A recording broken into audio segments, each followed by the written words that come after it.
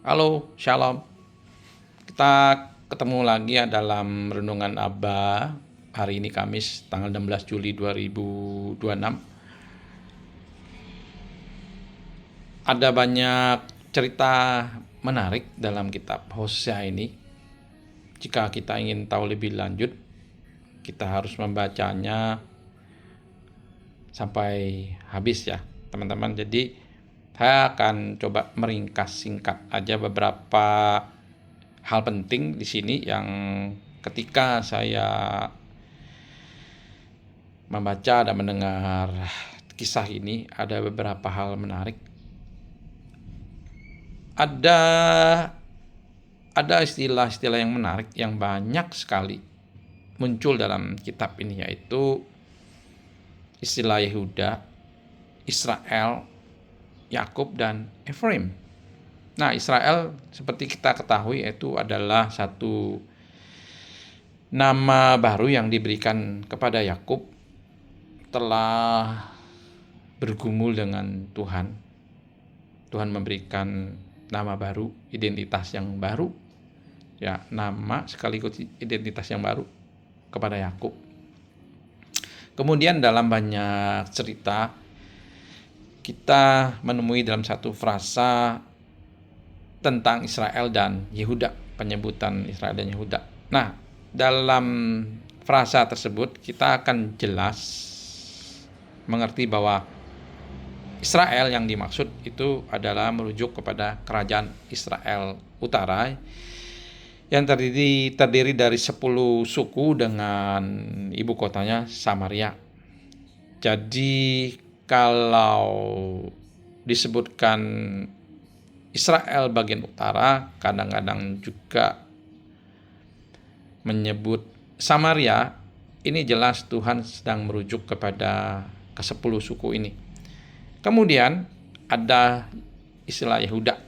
Yehuda itu jelas merujuk kepada kerajaan Israel Selatan dengan ibu kotanya Yerusalem. Jadi kadang-kadang Tuhan juga menyebut mereka dengan Israel bagian selatan atau Yerusalem. Nah, Yakub juga sering disebut. Ini nama Yakub untuk merujuk kepada keadaan sebelum mereka dipanggil ya, sebelum Tuhan merubah keadaan mereka yang lama. Kita dapat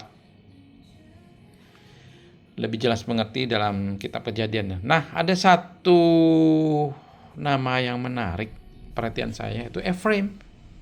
Nah, ini dia yang bikin banyak pakar juga bingung nih, siapa ini? Kok kenapa tiba-tiba disebutkan bergandengan dengan Israel, Yehuda, Yakub?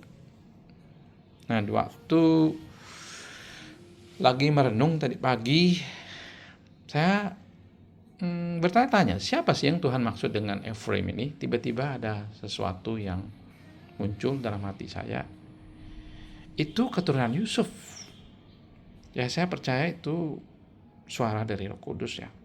Lalu saya mencoba mencari kisah Yusuf ini yang saya pernah baca dalam kitab Kejadian. Nah, dan ternyata betul itu yang dimaksud ya. Kisah yang paling ikonis itu tercatat dalam kitab Kejadian ya, saat Yakub memberkati cucu mereka Efraim dan Manasye. Jadi secara sengaja Yakub ini menyilangkan tangannya ya, sehingga tangan kanan diletakkan di atas kepala Efraim si bungsu, dan tangan kiri kepada Manasye. Jadi Yakub memberikan berkat yang lebih besar kepada Efraim, meskipun Yusuf mencoba untuk mengoreksinya, tapi Yakub tetap kepada keputusannya. Jadi Yakub menubuatkan bahwa keturunan Efraim akan menjadi bangsa yang jauh lebih besar dari Manasye. Dan karena Efraim mendapat berkat anak sulung, Efraim lah yang disebut, Efraim lah yang mewakili keturunan Yusuf ini. Efraim menjadi pemimpin. Nah, kita bisa melihat lebih jauh lagi, apa sih Efraim ini bagi Tuhan ya. Dalam Hosea 10 ayat 11 kita bisa melihat perasaan Tuhan terhadap Efraim ini. Dikatakan, Efraim dahulu seekor anak lembu yang terlatih, yang suka mengirik, dan aku ini menyayangi tengkuknya yang elok. Aku memasang Efraim, Yehuda harus membajak, Yakub harus menyisir tanah baginya sendiri. Ya, ini ungkapan isi hati Tuhan kepada keturunan Yusuf ya. Seperti kita tahu Yusuf itu sangat Tuhan kasih. Kita melihat hampir tidak ada yang cacat pada Yusuf ya, sempurna.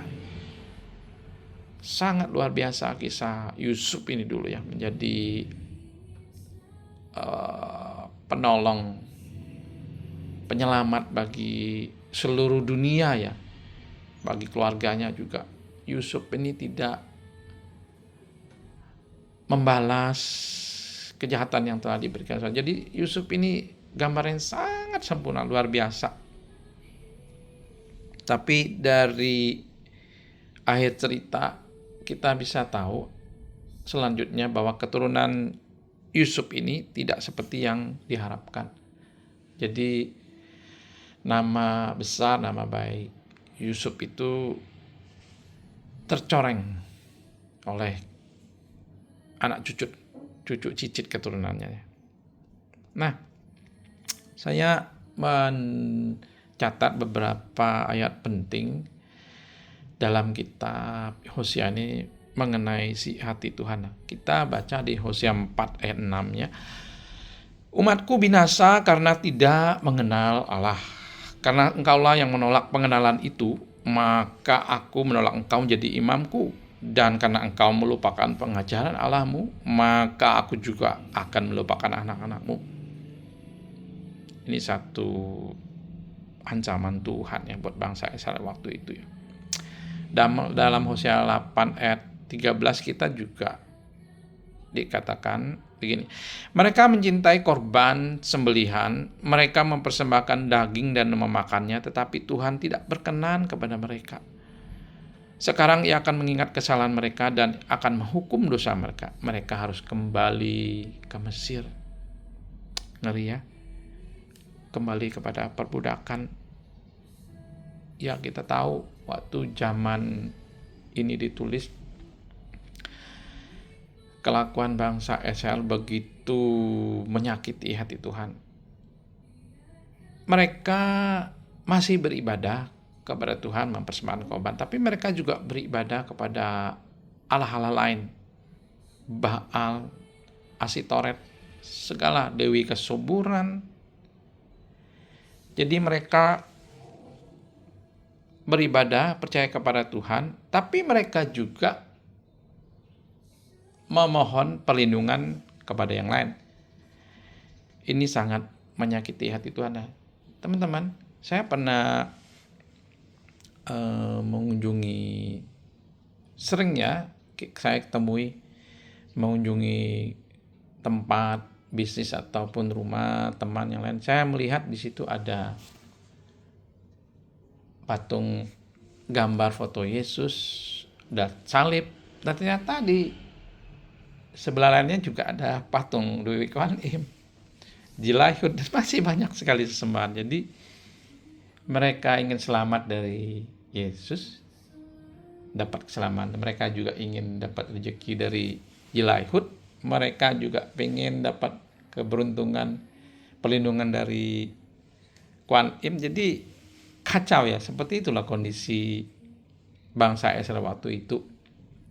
Mereka masih beribadah, tapi mereka juga banyak melakukan hal yang menyakitkan hati Tuhan dan juga melakukan banyak kejahatan yang Tuhan sangat benci ya.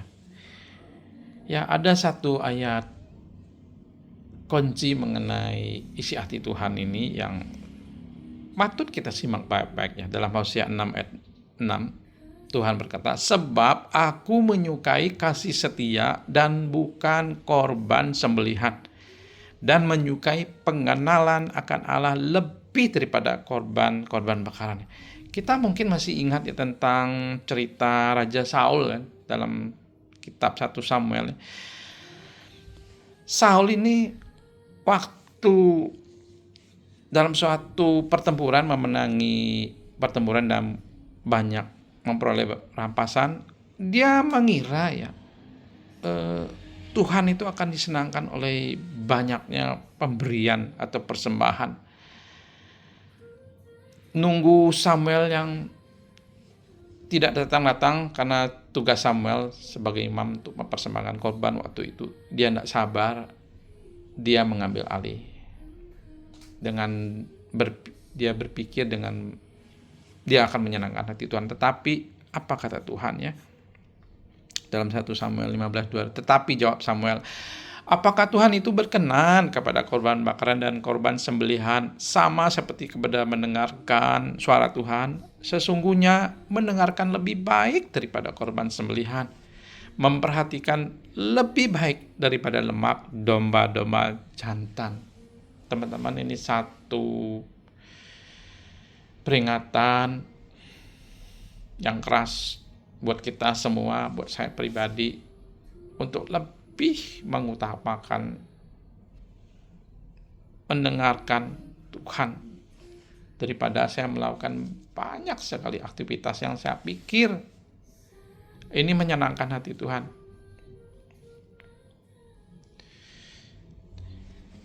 Jangan sampai setelah kita melakukan begitu aktivitas, banyak kegiatannya, kita pikir itu menyenangkan hati Tuhan, tetapi ternyata enggak Tuhan suruh. Pada akhirnya Tuhan akan berkata,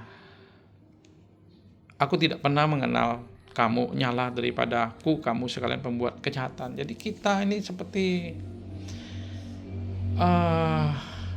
lihat ya, kita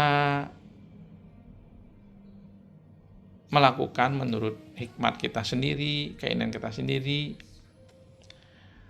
tidak menurut tuntunan Tuhan. Kita pikir ya, ini baik Tuhan, tapi ternyata itu bukan yang Tuhan kehendaki. Jangan ya teman-teman, itu bahaya sekali, karena akhirnya Tuhan akan berkata, tidak pernah kenal kita.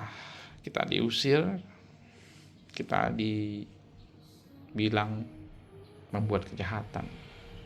Semoga rema pagi hari ini boleh memberkati kita semua.